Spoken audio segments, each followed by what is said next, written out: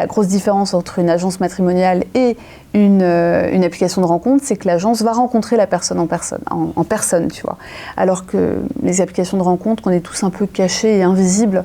Il n'y a pas assez d'humains pour les gestionnaires d'applications de rencontre. Disons que tu rencontres jamais véritablement la personne qui va gérer l'application. Voilà. Donc c'est très différent, mais donc elles ne se battent pas toutes, ça c'est certain. Maintenant, est-ce qu'il y en a une qui est vraiment bien ? Disons que c'est ce que je dis tout le temps, c'est-à-dire que oui, tu as des gens qui se rencontrent sur ces applications de rencontres, qui vont faire des histoires magnifiques, qui vont peut-être se marier, avoir des enfants et autres, et tant mieux pour eux, tu vois.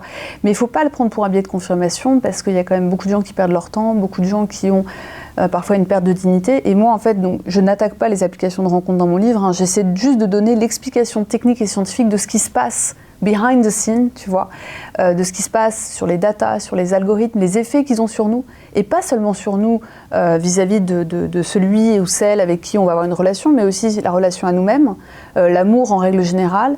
Est-ce qu'on développe plus ou moins un narcissisme exacerbé sur tous ces outils qu'on va utiliser qui vont nous servir nous et uniquement nous, basés sur une collecte des données à caractère personnel qui nous concernent. Donc on peut avoir, et puis il y a aussi cette idée sur les applications de rencontre où tu as envie d'avoir tout de suite, tu vois, tu as envie d'avoir l'amour au premier clic, et en fait, bon, déjà ça marche pas comme ça, ce serait à la fois... des fausses promesses. Ouais,